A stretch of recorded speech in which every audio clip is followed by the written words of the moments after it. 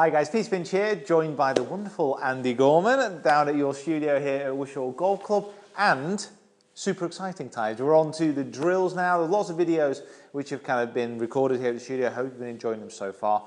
And now we're going to move on to specific drills that you can work on to help improve your game.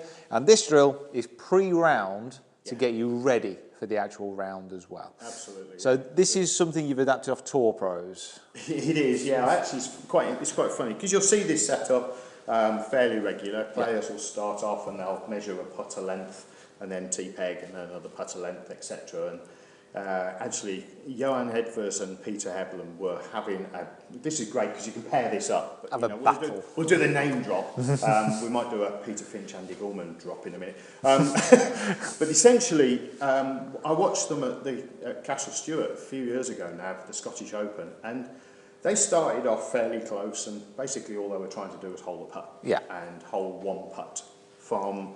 I believe they have 3 or 4 balls each to do it from, and if you're pairing up, you can have as many golf balls as you like.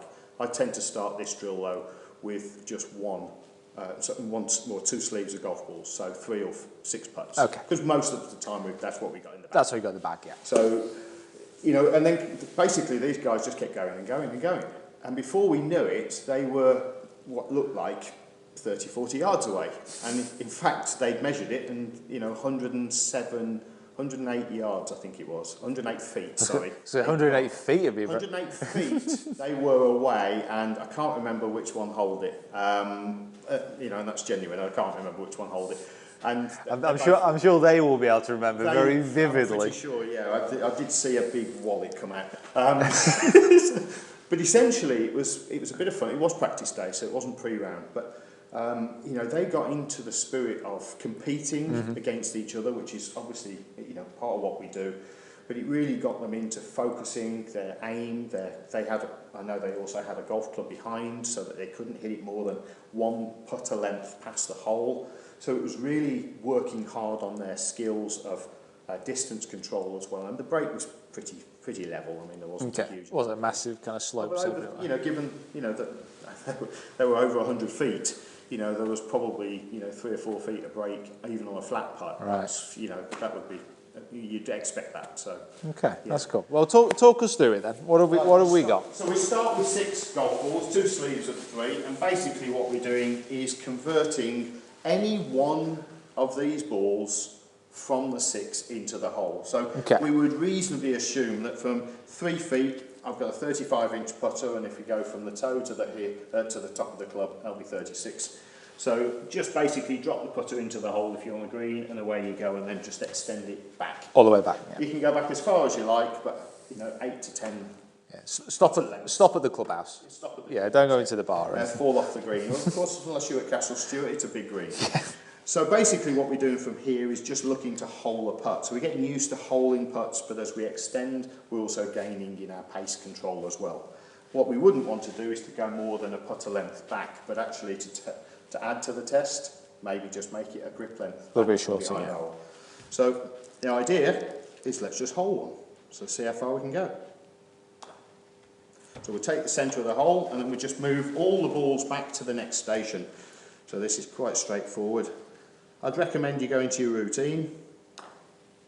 There's a tiny little bit of break on this putt, so as you can see from the right hand side, we're on a 2% slope. So we start to look at the aim factors as well. You're expecting me to hold some of these. Now, we're on a roll here. I'm getting excited here. So at 12 feet, we're already starting to get into tour player averages around 25% conversion. So, we really shouldn't be holding more than 1 in 4 unless we're really good at it. Of course, I've been practicing on the green, so I do know what it is. But again, you can practice this uphill, downhill, left to right, right to left, and vary it. So 5 putter lengths now. Oh, looking good. Oh, yeah, not bad at all. Better than the last video. See, I'm positive about this. I'm going to get all these in. Looks good again. Oh, hello. Let's, for argument's sake, because I think we're almost going off camera. Let's, for argument's sake, say you missed that one. As unbelievable as that would be. I know.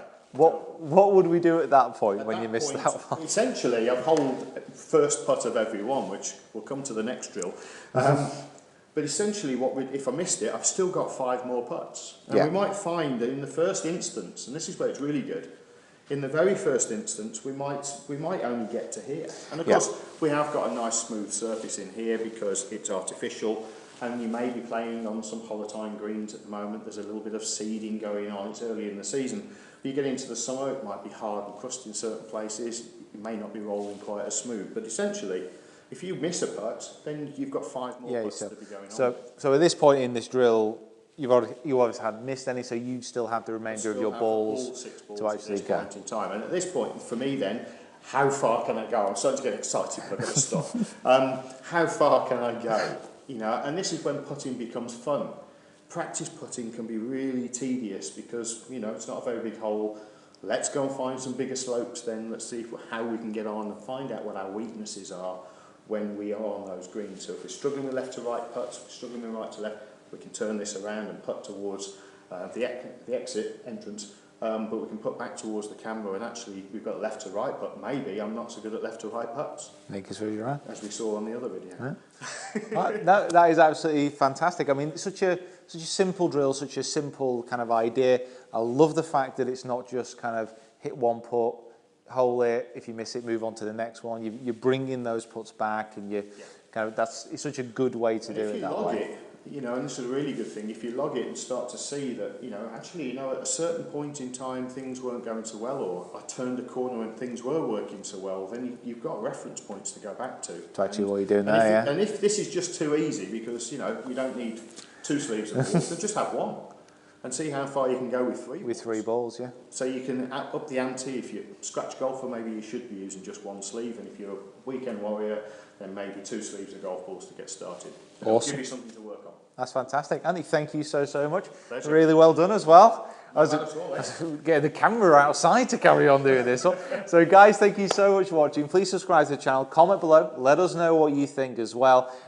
Follow Andy in the description below. All his kind of social links are there as well. Really worthwhile to do, and obviously you can find out more information about this fantastic studio down here. So thanks for watching, and we'll see you next time. Probably another drill.